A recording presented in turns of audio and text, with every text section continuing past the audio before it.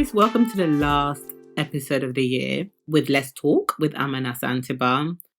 Today I'll be flying solo. Unfortunately, Asantseba can't make it. She's having to deal with a power cut situation in Accra. Asantseba will be with us for the next episode, so that'll be after the new year. Akufado, if you're listening, Mr. President, come on now, we need to get the power situation sorted. So we've got a couple of listeners that have always been asking what is the best platform to sort of message you guys on if I want to contribute to the show.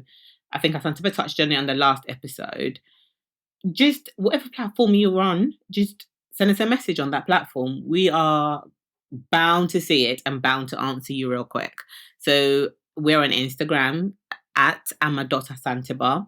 You can follow us and there's a DM if you want to get involved. We're on Facebook, Let's Talk with Amma and Asantseba.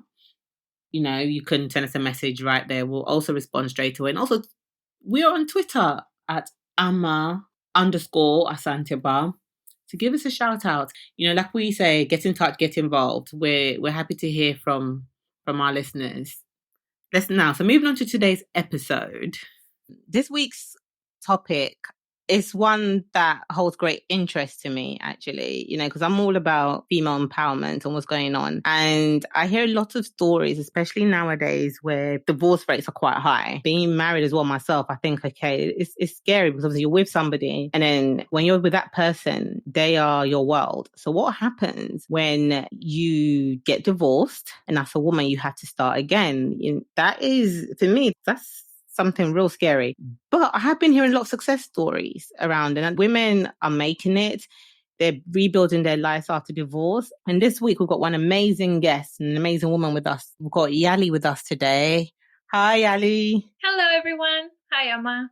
Hi. Do you know what? We thank you so much for joining us on this week's episode. We're so grateful for giving up your time. It's like midday up in where you are in America, isn't it?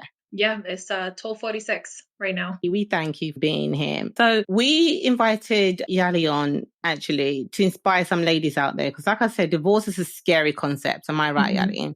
Absolutely. And we want to hear her story to inspire some people out there. How do women start all over again? You know, if she's got any advice that she can give to our listeners, anyone that's going through it. So Yaelia, if we can start, first of all, how long were you married? I was married for 5 years. Wow. Were you pretty young when you got married? Yes. How old are you, if you don't mind? 2010. I can't remember. I think I was either 20 or 19. But it was in 2010. Goodness, 5 years is a 22. long time. I was 22.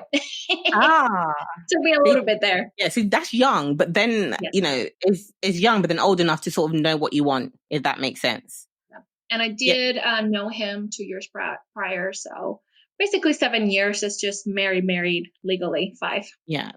So, you know, how was your relationship for those 5 years? Did you have a lot of up and downs or? Well, I don't mind.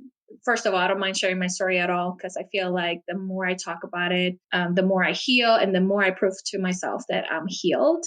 It's a little bit easier every time that I share the story. And that is something that I want to remind everybody that is going through this process that, you know, when they say time will heal you, you know, it sounds very like magical and it's going to be a process. It's going to be really difficult, but in time, you will find yourself talking about this and not crying yourself anymore. So you will be healed. Our relationship, it seemed perfect, to be honest with you. Everybody thought that it was the love story.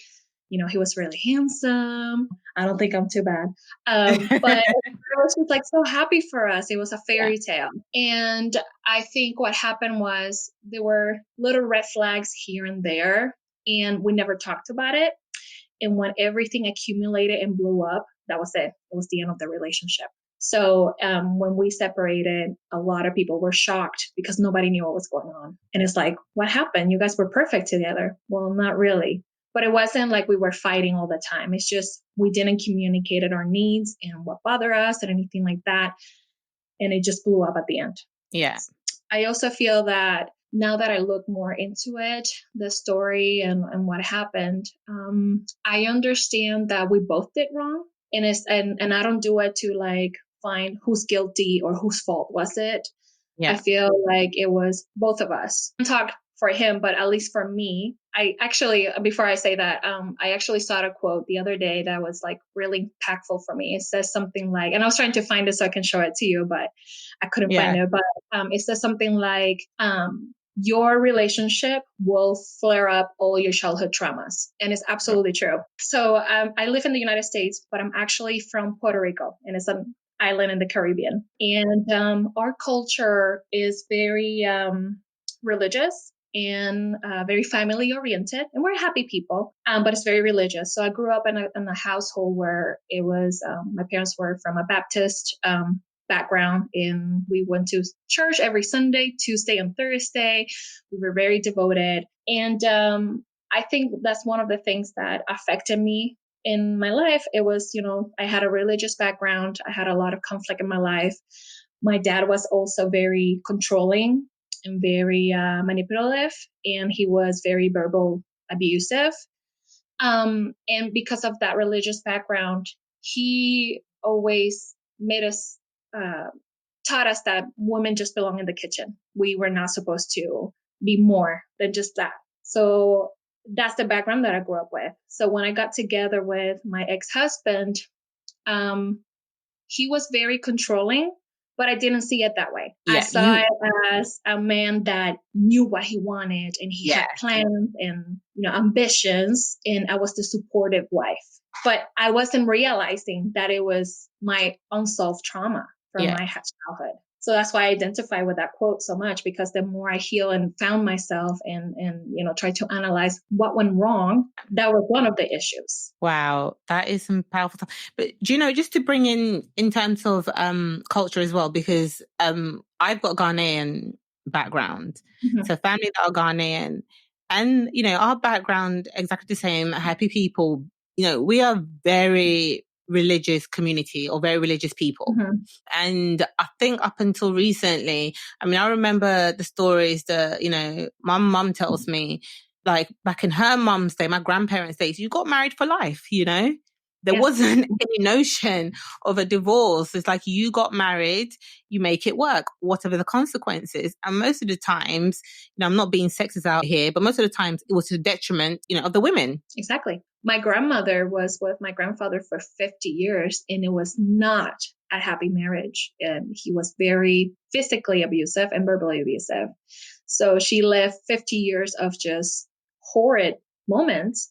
But she always said to me, she doesn't believe in divorce. So she stuck around. And the more I saw that in the woman in my family, the more I knew that I didn't want that. I didn't want to stick with somebody that made me unhappy, that made me feel insecure. I started realizing that I was always in his shadow, because he has so many ambitions and plans, and it was all about him. He was very narcissistic, which I didn't see at the time. And I'm a giver, I'm an empath. So I read an article once that said the vicious cycle of a narcissist and an empath. In what it was is the narcissist is always all about me. Me. I need to do this. This is my path, blah, blah, blah, blah. And the empath is always giving, all about what can I do for you? How can I make you happy? And we're always giving without receiving. So that's the vicious cycle. And that's the cycle that I was in my relationship. I just didn't see it at the time, unfortunately. It will have saved me a lot of time. But so my mother too, my mother and my father, it hasn't been a perfect relationship, and she's not happy. She has told me so many times, but she won't divorce. She won't separate, because what people will say, that's the first factor. What are people going to say? Then the second factor is the shame of being a divorcee, and then the third is just their religious background. They're not supposed to divorce. It's supposed to be stuck with this person for the rest of their lives. And what kind of life is that?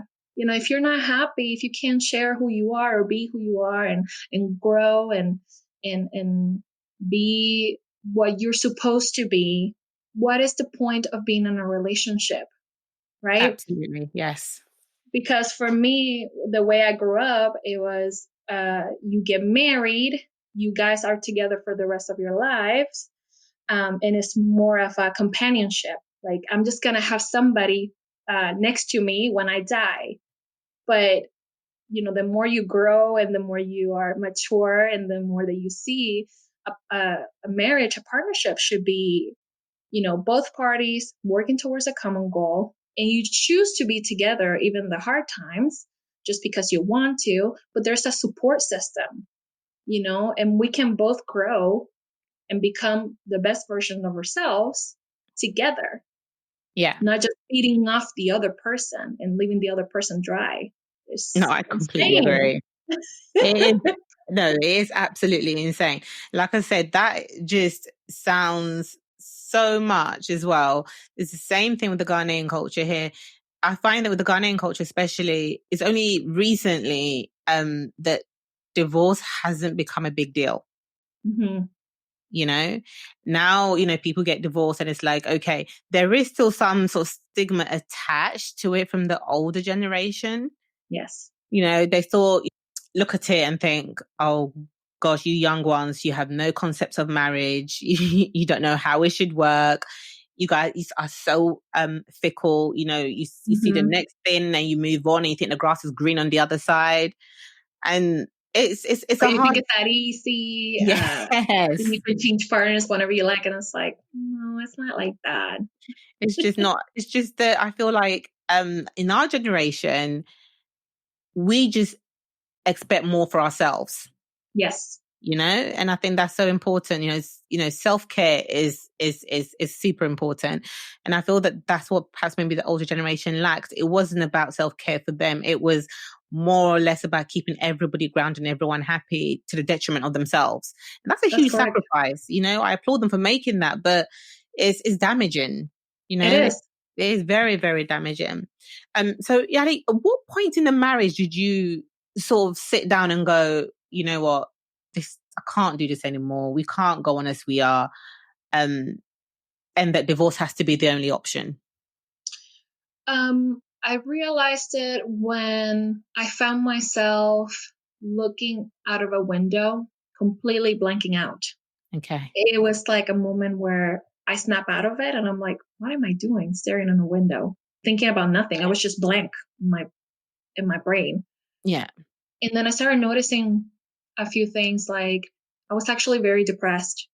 I felt frustrated. So what happened was 2 years into the marriage, his job decided to close all offices in the island. And with the economy, how things are in the island and everything, it seemed like we didn't have like a future over there. So he was offered to come into the States and work for them. And it was going to be triple the salary that he had. I was working in the hospitality industry at the time, and it just made sense for us. So I left all my family, friends, and everybody that I knew to move to the States. And he only has his mom. He's only child. His family is not that huge. Mine is. I have 11 uncles from my dad's side. Wow. So when we're talking about Christmas parties, they are huge. Yeah, I can imagine. Right. So, but I did it because, again, I was just thinking that I was being very supportive and that I wanted a future for the both of us and that we were going to come back eventually. And it just seems like we were going to have like a great future together, and it wasn't the case. I actually got really depressed. I didn't know anybody over here. I didn't have a lot of friends. And he was always working. I was alone at the house all the time. So I started resenting him, for being lonely pretty much. Because, you can talk to your mom via phone. You can see them via video, but it's not the same. I miss that Yeah. gathering. So I was very lonely. So I started resenting him for that. So I found myself really depressed. So I think that's why I was looking out the window, just like blanking out. And the more I talked to him about, how I felt, the more I started noticing that he didn't care. He was just so focused on his career. I was helping him finish a master's degree. And then after the master's degree, he then got another job in another town. So he was traveling for hours. And I think I started noticing all the issues in our relationship because of that when I started Right. reflecting about us. Um, and we tried to work it out, and still, like, he understood, so he started not traveling as much, but then he started blaming me for it.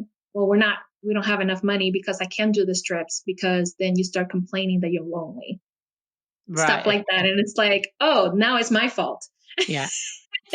Yeah. And then he when he would do this business trips, he will not reach out to me. I won't hear from him for days. So I started Wow. noticing other things too.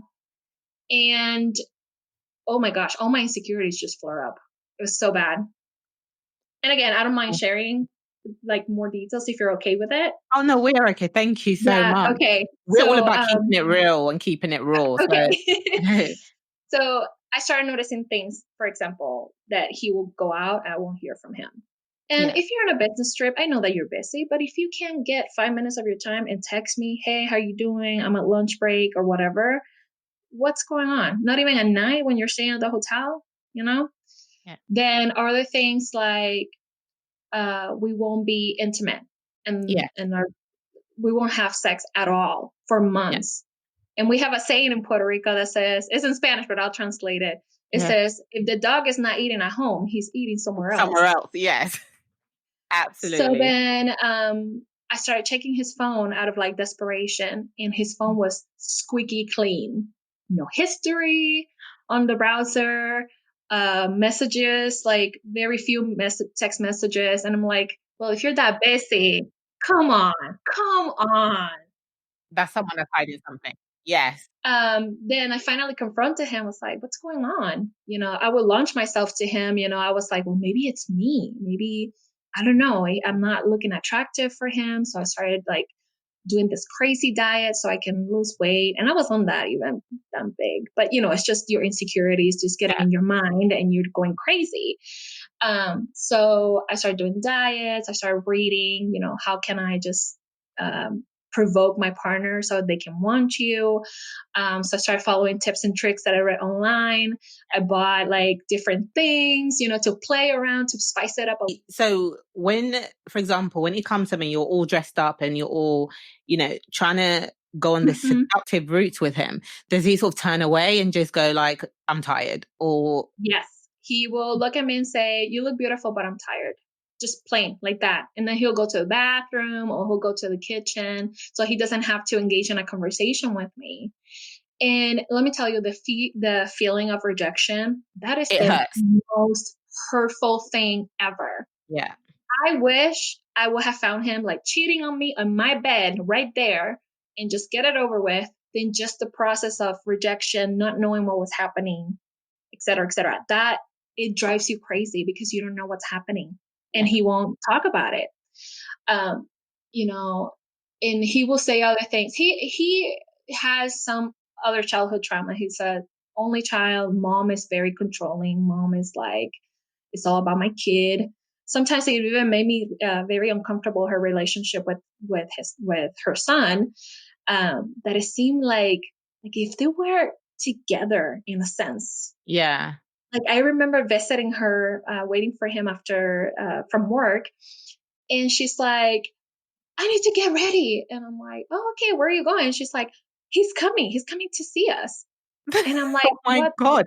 What? Okay, what does that mean? So then she went, took a shower. And when she came back, she was all dolled up, like makeup and perfume and the whole thing. And I'm like, okay, this is really No, uncomfortable. that's a Like, bit weird. that is weird. Is she like the sort of mum that just can't let go? Like to Yeah, her, like, he's her baby and she just can't let go. She doesn't understand the concept that, what? He's got married, he's got a wife now. So maybe I need to back off. Like some mothers right. don't know. So, so then we were together. I mean, we were alone in the States, no mother. So I thought that was going to be better for us because we could be a couple without the third party. But things didn't get better. And I think the breaking point was two things. One, he told me, he finally opened up and said, I don't want you. because you have gotten bigger. You're fat, so the magic is not there. That's what he told me, and that broke me. That That's just was crazy. that was it was horrible. That's very assholey of him. Like, Yeah. I want to punch him. But at the time, it broke me. So then, instead of me saying, you know what, we're done. No, what did I do? I was holding on to him so bad, that what did I do? I started doing crazy diets. I fainted at work because I No started way. doing that quote unquote Beyonce diet, which was drinking lemon juice with maple syrup and cayenne pepper for 10 days and not eat anything. I fainted because I was starving myself. Oh my goodness. And he will see me doing all this stuff to try to lose weight so I can, look better for him. And the more I tried, the more he rejected me. Like, ugh, you're trying too hard. So It was horrible. so it was like in his head, he's already made up his mind. Like it was done. Exactly. But Yeah. I wasn't willing to accept that. Yeah. I wanted to mold myself to whatever he wanted me to Yes. be. And at the time, I didn't have the voice that I have today. Like now with my current husband, I am absolutely 100% clear of what I want. Yes. Like, No. So you so should be. exactly. Yeah. But at the time I didn't have the voice because I wasn't mature enough to understand what I wanted. And I Yeah. also um I was dealing with a lot of the childhood trauma. One of the things that got us together was when my father saw that I wanted to be more than just a housewife. I don't know what he had in mind. He probably wanted me to finish high school and then somehow get married. Even though we live like in the mountains away from the city, no social interaction. So somehow my husband was going to come to me. I don't know what my dad was thinking. So anyway, I rebel, quote unquote rebel, because after high school, I wanted to go to college and then I wanted to do other stuff. So I started working, going to college and then saving. I got my own car by myself, with the money I saved. And my dad was so mad that he was losing control over me that one night I think he just couldn't have it anymore. And I was already in a relationship with my ex-husband. But we weren't like engaged or anything. We're just like boyfriend, girlfriend. Yeah. And one day he's dropping me off at my house after a date night. And it wasn't even midnight. It was like probably like 11 o'clock. And I come to find that my dad threw everything that I had outside in the backyard. He kicked Wow. me out of the house. And he called me a bunch of things that I cannot say. And he's like, if I can't control you, then you can't be home. So Wow. in a way, he forced me to live with my boyfriend because then I had nowhere to go. So our relationship got serious, quote unquote serious from that moment because I feel like my ex felt bad. So then he gave me a bed, a roof. And then after that, we just sort of stick together. And then it just made sense that we got married because we love each other at the time. So that's how it started. So you see how I never healed from any of that. And I was just carrying that trauma in my relationship. And basically, my ex was like my dad in a sense, very controlling like that too. And I always had to do things to please him. And I couldn't talk, I couldn't speak because, shut up, don't say anything. Women don't have a voice. So I carry all that in my relationship. So if any, I feel like if somebody's asking me for advice, it's like, look Yeah. at your childhood trauma and see if you're healed from it. And if you're not, then you're probably projecting in your relationship and you Yes. just don't know it because it's so natural to you. It Hmm. feels very familiar, right? Yeah. We always get stuck with the familiar. Yeah. So then after the diets and the whole thing, it was clear to me that he didn't want anything with me, anything to do with me. So I started thinking about separation. But at this point, I didn't have anybody to talk to. I couldn't even go to my mom and tell her what's happening because I knew that she was going to say things like, well, work in your marriage and, do something to save your marriage. And she actually did. I finally broke up and I was like, Mom, I need to talk to you. There's something going on in my relationship and this is how I'm feeling. This is what's happening. And my mother just said to me, well, what are you thinking? And I said, well, I think I'm going to divorce him or I want to ask for a divorce.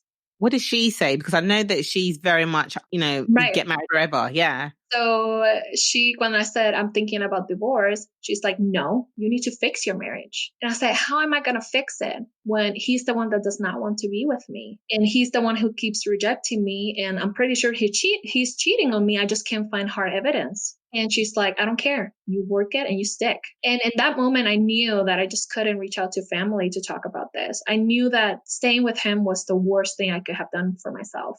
But did he want a divorce, or was he just No, thinking that, he never okay. brought it up. He was So, just like playing with me. so what did he want you to do? So he doesn't want you at this point, and he hasn't opened the door or considered getting a divorce. What do you want to do? Just stick around? Yeah, I guess. Oh Just my be the goodness. cleaning lady and be there for him and then watch TV shows with him. And we became sort of like roommates in a sense. Yeah.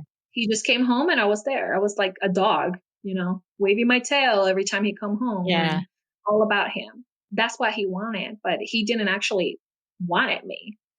So I talked to him and I said, I think our relationship is dying. I think there's some things that we haven't talk about. I don't think we have communicated our needs and how we actually feel. So I think we should start going to couples therapy.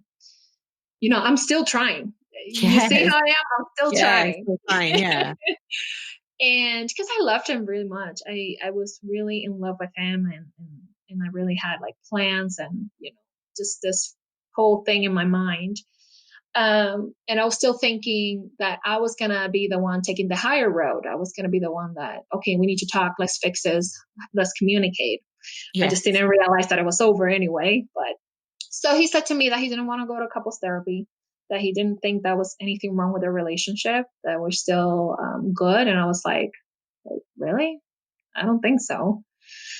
So then the breaking point for me was one night where I just felt, it was just one of those nights that you're just feeling so, I'm using that word a lot, but it's truly what I felt. I felt really lonely and craving for like human touch. Yeah. That's how lonely I was, because I didn't have girlfriends to hang out with and go on a date night or, like a girls' night. I only have my coworkers and then come back home and then just wait for my husband to see if he was going to give me some sort of attention. So I was really craving like human touch, like closeness, and just, I needed my husband, and he was asleep next to me and I just started like, touching him, like kissing him in the back as he was on his side and just telling him how much I love him. And then I think he understood what I was looking for. And he turned around and he grabbed me and he said, I don't want it. You're always begging. Oh my goodness. And then he turned around and fell asleep. Like he started snoring that quick. Oh, goodness me. I am telling you, Emma, I cried that night because that is when it dawned on me. Like I finally understood he doesn't want me. I don't make him happy. He's not making me happy. This is done. I'm done. Yeah. That was the absolute breaking point, no return. So then the next day, I asked him 2 questions.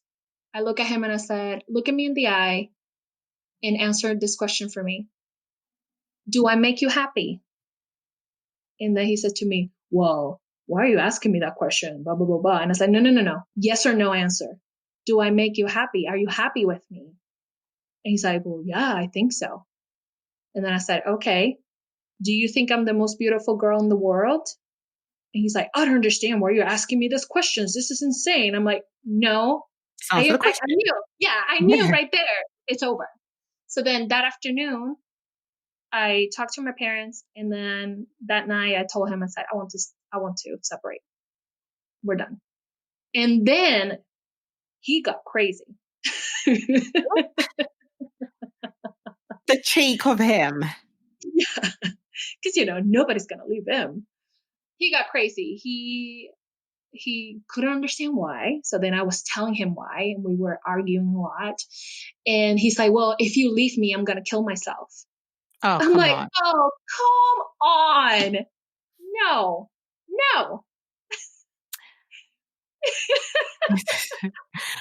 So it's okay for him to subject you to like mental abuse, Yes. but it's not okay for him to figure out that, you know what, my wife wants a divorce, it's over. So he wants you dangling around Mhm. Like a like a dog. plate. Oh, goodness me. No, Your that's listeners wild. can see your faces Oh. right now. It's like, nah. And we argue so bad that I remember grabbing a kitchen knife, and I Mhm. said, "You want to kill yourself? Here's the knife. Go for it." Go ahead, And yeah. when I caught myself doing such a thing, I got so nervous because then I realized that I was losing it, that all the anger, and frustration that I was holding, it was coming out, and I didn't know what I was going to do. So I stormed out the door. I called my coworker, who's my friend, my only friend at the time. And I said, "This is what's happening. I can't stay here." And she's like, "Come home." So I stayed with my friend, and he was blowing my phone, but I didn't answer. Then the next day, he's like, "Okay, let's go for couples therapy." Well, at that point, I was so late that I didn't want to work it out anymore, Yeah, you know? And there is something that one person once said to me, that when a woman says enough, that they're done, they are done. they're done. Yeah. They have cried everything that they had to cry. They have looked for all the possible solutions. They're absolutely done.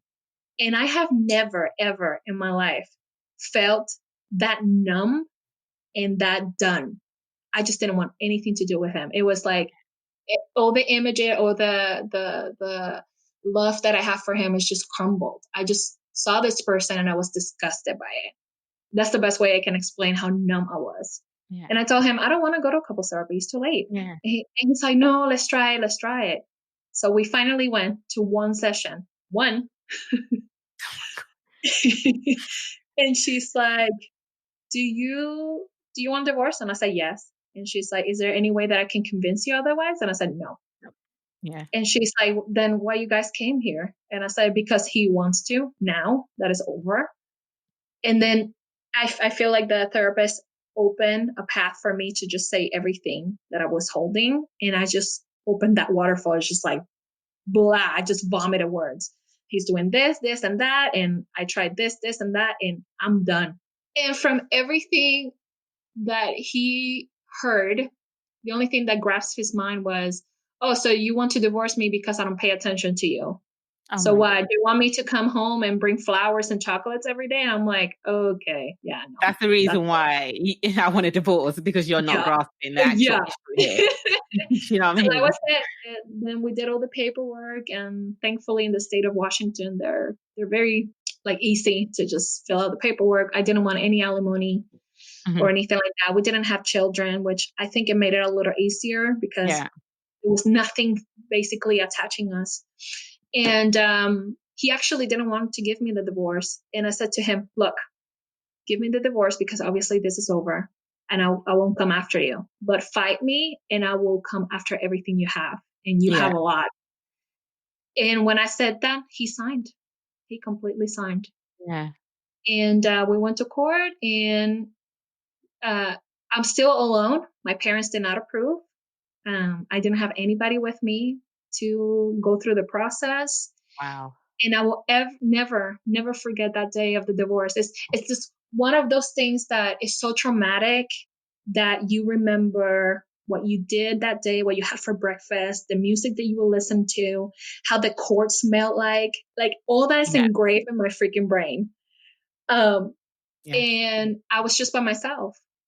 Because you never And thought that it would come to this. exactly, Yeah. exactly. And as I am waiting for the judge to call us, um, he's there. He's acting like very professional, like, "Hi, how are you doing? Where are you staying?" I'm like, "I'm not gonna tell you." And he's like, "Well, I hope you're doing okay." Like very, like if we're, I don't know, very strange conversation. Like, "Don't talk to me, please." So then the judge called us. Yeah, it was very bizarre. So the judge is calling us, and we're standing in front of her, and she's reading all the paperwork, and she's like, "Okay, everything seems in order. You guys don't have any children. You guys don't have any property to split." Yeah. So it seems very straightforward. And then she asked the question, "Are you sure you're going to go through this? Like, your marriage is absolutely at an end?" And I didn't say anything and I think it's because I was hoping very deep in my mind that he will look at me and say, no, I love you so much. Let's work this out. Yeah. Like still a part of my mind was still hoping that he was, going to change. And I didn't say anything. And he immediately answered, yes, it's at an end. There's nothing we can do to fix it. And she looked at me, the judge looked at me with this like eyes like, I'm sorry. Oh my gosh, I will I bet never forget that. in your head, I bet you're thinking, don't be sorry. Yeah. This is so over. But it was like she was looking at me like, I'm sorry, because I think she saw in me that I was hopeful still. Yeah. And she's like, okay. So she signed the paper and hit the little thingy. I can't remember the name right now. And said, okay, you're divorced. And she gave us the papers. We walked out. We walked out together from the court. And just by, in the street, he said, okay, this is it. Have a good life. And he kissed me and he walked one side and I walked the other way. And I got into my car and I was just sitting, and I don't know how to explain this better, but it felt like, oh my gosh, I'm trying to look for a word for it. It felt like the world just came crushing down me. Like I started crying, but it was a sobbing like I never heard myself cry. Yeah. It was like I was really brokenhearted and I knew it was the end. And it was so intense that I lost track of time. I lost orientation. I didn't know what it was for a second. It was that intense. And that was it. Wow. That was it. Wow. And when I called my mom and I said, it's done. I'm divorced. Yeah. She was quiet. She didn't say anything. She's like, oh, okay. And didn't say anything to me. That must have been heartbreaking. Absolutely. Knowing that nobody had your back, that nobody was there saying, you know what, you're right. You need to look after yourself. I think it made it worse than what divorce process is. I had no support system. I couldn't even tell my dad because I knew what my dad was going to say. So again, I called a coworker that was my friend, and she's the one who was there with me that night. And that was it. I had to figure it out, what to do after. And I had no idea, let me tell you, no idea what I was going to do with my life. I was in a strange country with strange people, So that was it. That was the divorce process. Terrible. What was the first thing you did to begin your rebuild? I called my best friend. He's in Florida. We've been best friends since elementary. And then we went to music school together. So we have a history. And then my other best friend, so it's a guy and a girl. And we both know each other for years. Yeah. So I told him what was happening. And he said, let's go to Disney World. And I went to Disney World for the very first time because I'd never been. My parents never had the money to take us. Yeah. In my 20s, Disney World for the first time with my best friends. And oh my God, I just had the time of my life. I still have an album and everything. And it was so magical because they really tried to make everything magical to you. Even though I'm 20 and I'm not supposed to believe in fairy tales, but that was the beginning. Yeah. When I had such a good time and I saw what's out there and the possibilities. I just believed that I was going to be able to do it. So instead of running back home, because what's waiting for me at home? Parents that are controlling and they're going to drive me crazy, or do something for myself over here and just keep moving forward. And that's what I did. I decided to stay. And that was it. Disney World changed my life. Do you know what? I don't think you're the only person to have said that. I think, Disney World has changed a lot of people's lives. So how was dating after a divorce? Because I can imagine it'll be pretty terrifying, wouldn't it? Oh, absolutely. Yeah. I didn't want to date. Right, okay. All. I was just focused on work and myself, and it was a process because I didn't know what to do with myself. Who am I? Who is Yaelia? Who is Yaelia after marriage? When all the plans and dreams were about us together, the family that we're going to have, the kind of life and lifestyle that we're going to have, all the adventures that we had together. Because before everything blew up, we used to do so many things together.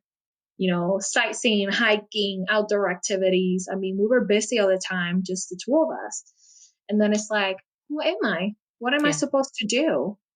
And I was in a job that I wasn't really happy. It was a corporate job, 9 to 5, that nobody really cares about you. And I just didn't see myself doing such a thing. So it took me a while to figure it out. I used to cry all the time, asking God, like, what am I supposed to do? Yeah. What is my purpose in life? I am so lost. And I feel like you get lost because you make somebody your universe. And when that universe collapses, it's like, Where do what you else go am I from? supposed Yeah. to do? So I used to cry and hit my steering wheel, which I have apologized so many times to my steering wheel. Like, I'm sorry, I take it on you all the time. Yeah. And I don't know if I was expecting for like an entity from the heavens to come down and be like, girl, stop crying. This is what you need to do. Like, stop asking. Yeah. But it doesn't happen that way, right? Because you have No. to go through the process. So for me, what helped was a support system. So I finally started like having a group of friends plus my best friends, even though they're not in the same state as I was. We talked every day. They checked on me. So I didn't feel that alone anymore. And then I started exploring more like the idea of being happy with myself, keeping myself my own company, just Yes. being alone with myself. And what is it that I like? What is it that I enjoy to do when I'm not at work? And I really enjoy the silence, the just like relaxing, being with my dog. But I had to learn that because I didn't know how to be by myself either, especially growing in such a huge family. So I just feel that everything that happened to me from the divorce up to finding my career and then my new husband, it was for me to grow, to heal, to mature, and to just be comfortable with yourself. And I think that's one of the issues that we encounter, at least with all my clients a few of my clients that I talk to, is that they don't know how to be happy with themselves. They don't Yeah. know how to be alone. And they always need somebody by their sides. And that can create a lot of issues in your relationship if you are so dependent of the other people, the other person. So I went back to school, trade school, because I remember that after high school, I wanted to do nails. It seemed like a fun job. It seemed like very creative, and I'm a very creative person. Yeah. Um, but of course, my parents said that I was too smart for that because in Puerto Rico, the career of nail technician seems like very low, Yeah. like It's the it's a low same. job, It's the right? same in Ghana. Yeah. It has to be a lawyer or a doctor or like, work in the corporate field or Right. yes. So I went to college in the finance industry because it seemed like a fair and safe job, just being the Yeah. finance. So I was in banking and whatever and doing loans and all that stuff. And I didn't like it because even though I was able to help people when they needed the money, I didn't like the part of collections when I had to call you and be like, hey, Emma, you missed your payment. What's going Yeah. on? And it's like, I didn't want to be that person. So I knew that I wanted to be in an industry where I can help people feel better about themselves and just like interacting with people. That's my thing. I love being around people. Yeah. But I didn't want to do it as a banking or financing. So then I figured out, or, the memory came to my mind that I wanted to do nails. So I was like, what the heck? If it doesn't work, it's just going to be like a hobby. I can do my friends' nails and just have fun. So I went to school at night while I was working. And oh my gosh, I loved this so much. Loved it, loved it. It was fun. It was creative. Yeah. I learned so much. So I graduated, got my license, and I started working full time as a nail technician. Which I talk about in my podcast where my boss laughed at me. He's like, you're quitting because you're doing nails? And I said, yes. I was serious about it. Yeah. And he looked at me, he said, you'll be back in a year. You're never going to make it. And that alone was enough to like make you so determined to succeed at it. Oh, absolutely. Yeah. I engraved that image in my brain that every time I feel like quitting, I'm like, nope, I am not going back at all. So then when I was in that process, then I met my husband, and it was at the old job that I had. So his best friend had an account with us. He had a car loan. and they were gym buddies. So they used to go and work out together. So he said to him, his name is Sergio.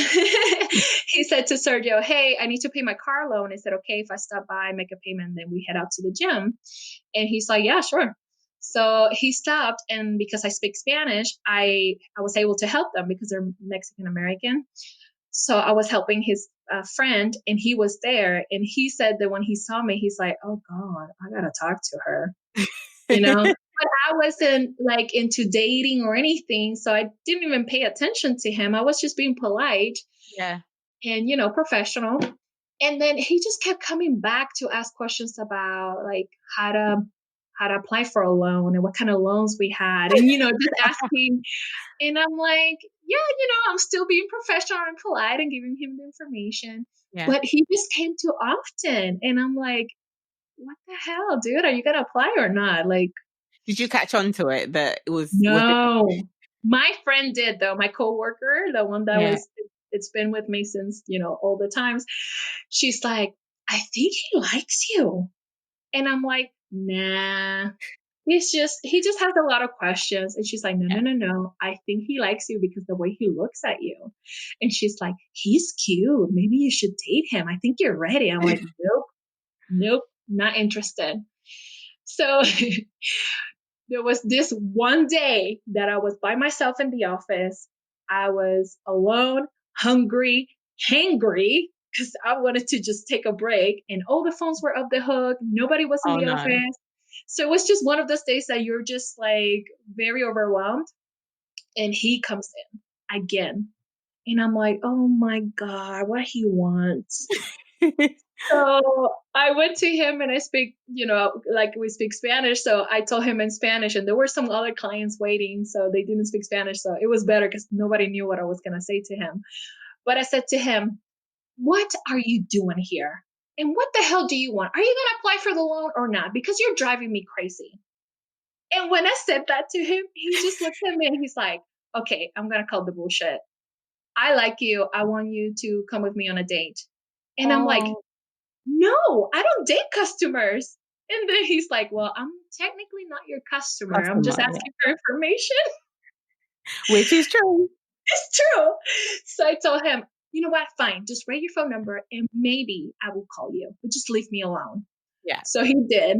And I took the phone number, I put it in my purse, forgot about it for like 2 weeks. Mm-hmm. So then the roommate that I had was out of town that weekend. And it was just one of those days that you have cleaned the apartment, everything is done, laundry is folded, there's nothing good to watch on Netflix. So you're just bored. And I'm actually cleaning my purse because I had nothing else to do. And I find his phone number. It's a good job you work. I know. Yes. So I found his phone number and I'm like, I don't know. Should I call him? Whatever. What's gonna happen? I'm probably gonna just like not like him, and I was gonna go home to visit my family. So I was like, probably nothing's gonna happen. I'm gonna leave him behind anyway. So I call him. And he was so excited. So we went for a coffee date. Yeah. Because that's the only thing I will allow, nothing further. And oh my gosh, it was such a great coffee date. We were just, talking about ourselves, and he was like super sweet. And, he's also divorced and he has 2 kids. So we kind of like bonded like that in our experiences. But I was very clear. This is just a coffee date, potentially friendship. And that was it. Nothing else, nothing else. Yeah. And he's like, I'm okay with that. So that you know. So, a coffee date led to another one, and then to another one, and then to another one, then a movie date, dinner date. And when I realized we're too deep in this, so I started putting walls. I don't know why. I freaked out and I started trying to like get away from him a little bit and didn't want anything to do with him. And I think that shocked him. Like, he's like, wait a minute. Everything was going so good. What happened? Yeah. And it was just the fear of like, wait, I'm getting too deep in this. Like, what do I want with this guy? Because I didn't want to, waste his time, and I didn't want to waste mine either. So I had to be clear, what is it that I wanted from this? And I was really scared. A lot of things came up, from the divorce, from the way we dated, from the way our relationship was. And something that I noticed is how different this relationship was, because I was able to be truly be myself and tell him Mhm. my truth and be very outspoken. I will speak my mind to him and he won't mind. And it's like, wait a minute, who are you? Why are you okay with this? Where do you come from? Yeah, like, where are you from? But he was also the same. He was very outspoken. And when he had to call my bullshit, he will say it too. And I'm like, oh, okay. So it was a very different relationship. And that was really interesting for me. I didn't know what to do with that information, that it was different from what I knew, from what I was familiar, you know. So yeah, I just ended up giving him the chance, and we've been married now for 4 years. So it's been great. Mhm.